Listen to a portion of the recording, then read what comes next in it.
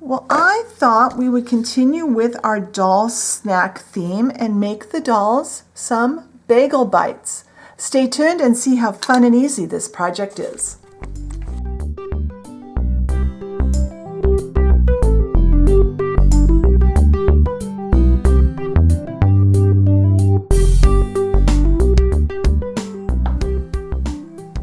All right, to make our bagel bites, I have some polymer clay. This is just original Sculpey because we're not really going to see the cut side of the clay very much on these. And this is a lot cheaper. You can buy it in a bigger amount, so per ounce it's a lot cheaper, but use any white or off-white clay. The thing I like about Sculpey, original Sculpey, is it's not a stark white. It's a little bit of a creamy white, so it's not, you don't get that really super whiteness that you get from white clay. You could use one of our regular bread mixes, which is usually a white and a light beige or light tan color. We've gone through that a lot of times on the channel. But like I said, today I'm using this. It's a soft, easy to work with clay, and I don't have to do any mixing. So I have rolled out a snake that's about a 1/2 inch in diameter.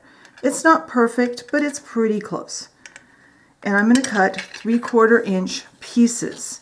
This is the easiest way to portion it out to get everything the same size, because once again we're working with an item that is machine made in real life, so they're pretty darn consistent as far as size goes. There might be a little bit of difference in each box, but not a lot. And then that one can go to the side. Now each of these will need to be made into a ball. So I'm going to go through, and I won't make you watch me do all of them. I'll do a couple here, and that's all there is to making a ball. So I'm actually going to turn the camera off. I'm going to roll the rest of these into a ball because I want that part done before I go on to the next step. So I'll be right back.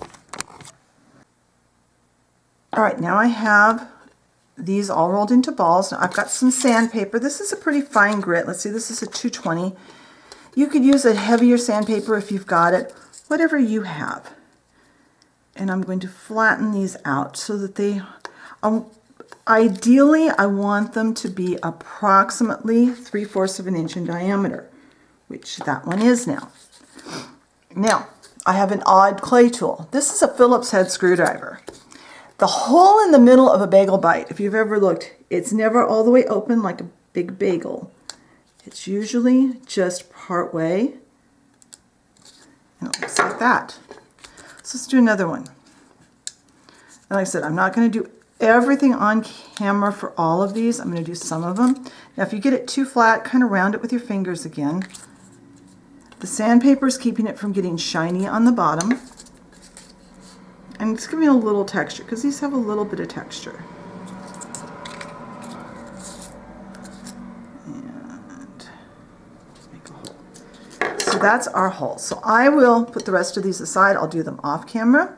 But now I've got my baking surface out, just a plain paper plate. We're not baking these yet though, because we've got a couple of steps before we can bake them. I have an eyeshadow brush, and I have 2 colors of artist chalk. I have a yellow ochre and kind of a light rust. And we're going to coat these pretty well with both colors. I'll coat it with the yellow ochre first.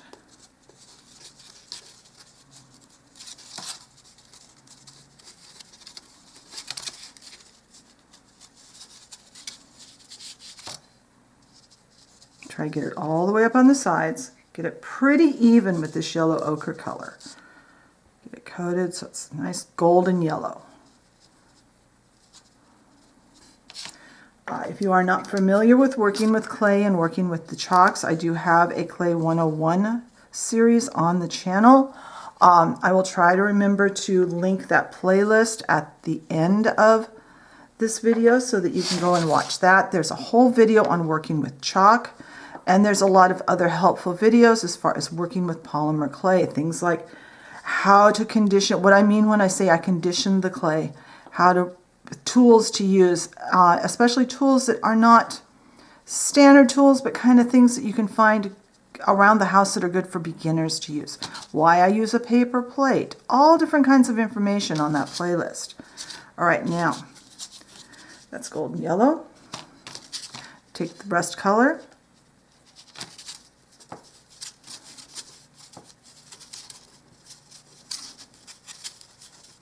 And if you've made bread with me before, you know on bread we usually have a dark brown too. We don't need that on this. These are never that much done. They never have that brown color. They've got kind of just this kind of color to them.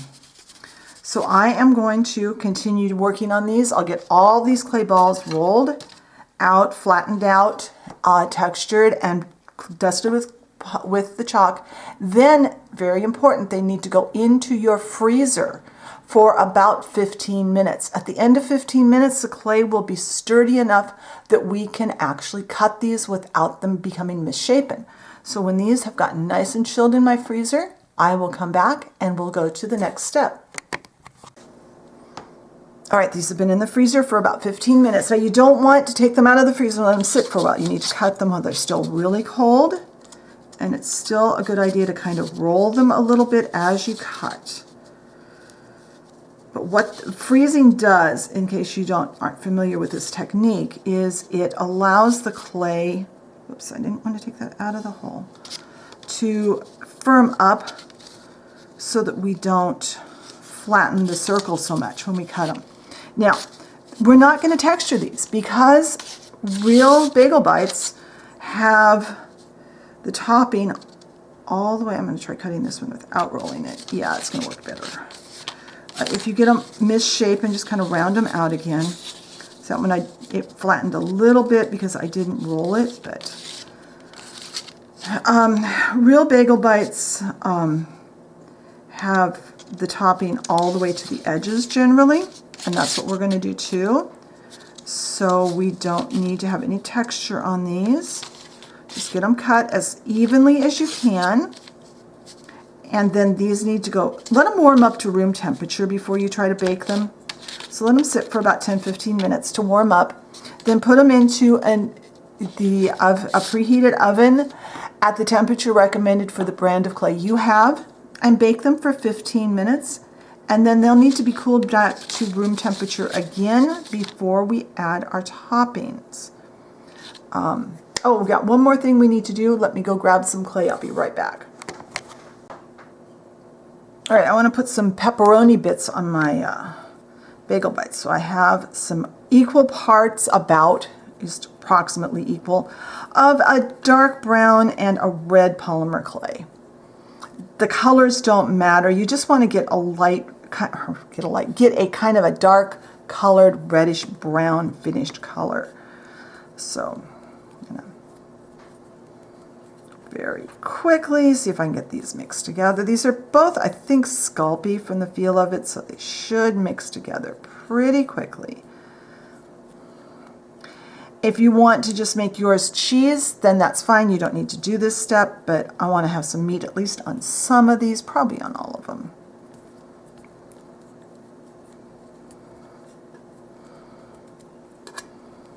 And it won't even need to be mixed completely. It can be slightly marbled. It won't matter.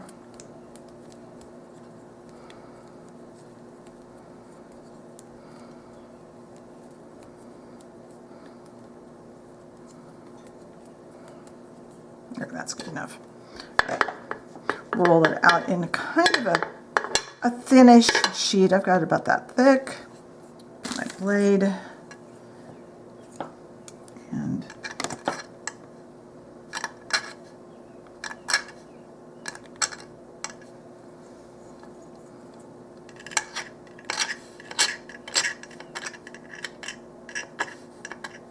some of those got way too big, so I'm going to have to cut some of these down. So make little tiny pieces, keeping in mind that you can cover it up a little bit with the cheese layer if you wish. So I'm going to separate these out. I'm going to drop them onto the tray. I'm going to let this warm up to room temperature, and then I will bake them for 15 minutes and allow it to come back to room temperature again, and then I'll come back and we can go to the next step. All right, our little bagel bite bases are all baked off and cooled, and I've mixed some paints together, and I'll list on the blog post what colors I used, but I ended up using some red and a couple of oranges and some green and some yellow. I just want something that looks like a pizza sauce that's been baked. I used to have a color from Ceramicoat called Tomato Spice. I don't know if they even make that anymore. If you can get a hold of something like that, that would be perfect, but I don't have any, so I just mixed something that will do. Now, I want to add a little texture to this. Now, we're not using liquid clay today. I want to do something without liquid clay, because I know not everybody likes using that.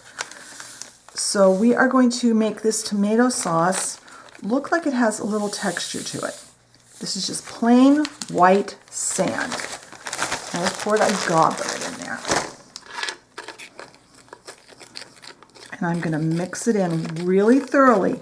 And what this will do, it will make my paint a little thicker and give it some texture so it doesn't look so flat like just paint. It'll look more like there's some sauce there. Now I'm going to take an older brush, because I don't want to use one of my really good brushes. Use a brush you don't care if you ruin. Take some of this. And I'm not even going to go all the way, cover the whole top necessarily.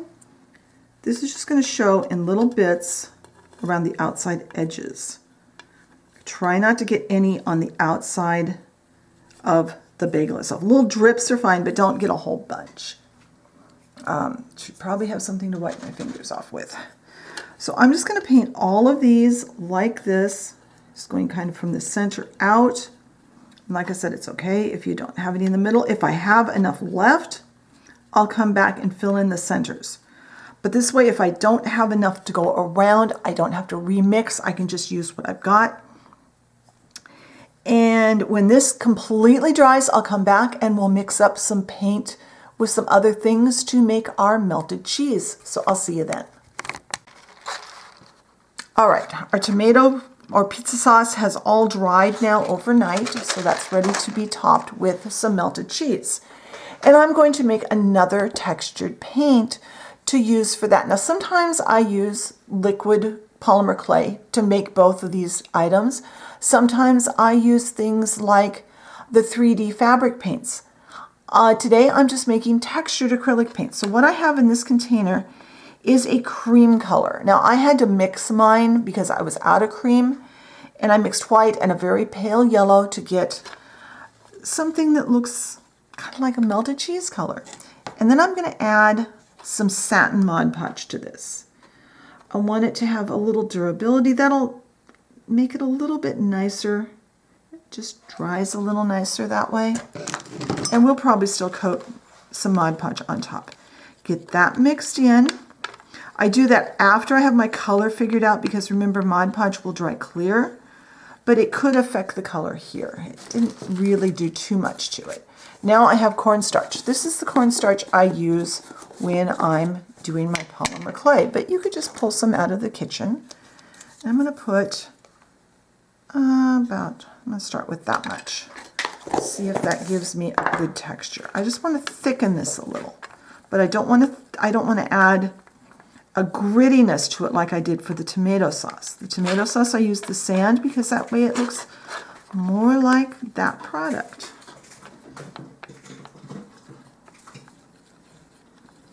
I think I'm going to add just about that much more here. I don't want to add too much because too much will cause this to crack, which is okay because we'll just paint over it then.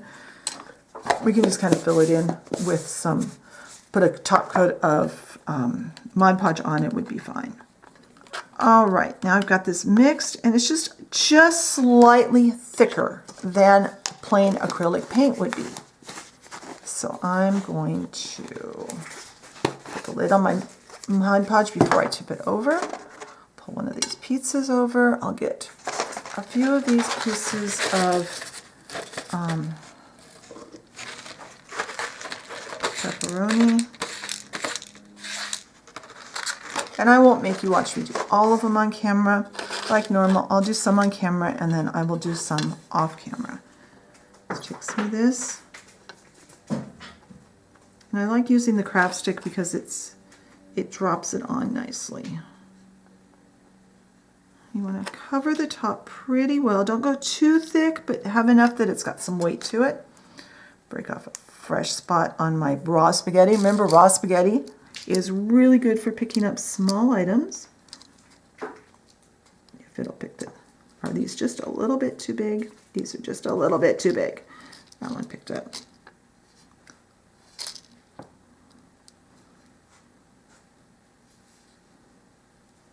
There we go.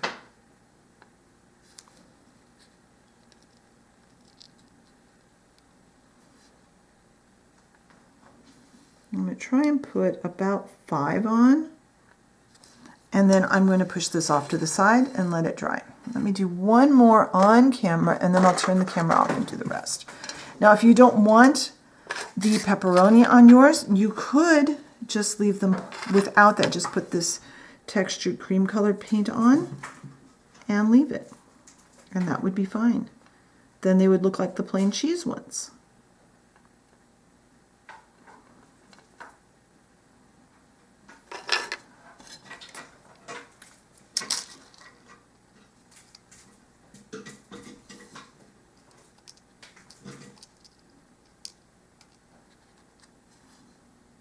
So that's all there is to this. If you get a little paint, a little bit of the cream color over them, that's fine, because sometimes there's a little bit of cheese on top of your pieces of pepperoni. Well, I'm going to cut some of these down, make them smaller, but that's basically how we do this. I'm going to turn the camera off. I'm going to finish up the rest of these, and when this has thoroughly dried, I'll come back and we'll take a look and go on to our next step. All right, now that my paint that I used as cheese is dry, I'm going to put a coat of satin Mod Podge on top. I've poured some out on this container, just in case I pick up anything, and I'm using this kind of fluffy old brush because I want to really get it in there. Not only will this allow the cheese to look a little bit shiny, because, you know, melted cheese is a little bit shiny, it will also, ow, I'm shaking, so I won't be picking that up. It will also help to glue down these little pieces of pepperoni that we have added. Don't put too much on. I'm going to go back and dab off some of this, but I don't want to have my hands in your way. Excuse me, my sinuses have decided to join the enemy side, and because it's spring. So I can't breathe today. I am going to turn the camera off. I'm going to finish coating the tops of all of these with the satin Mod Podge. And then when they are dry, I'll come back and I'll show you how these look.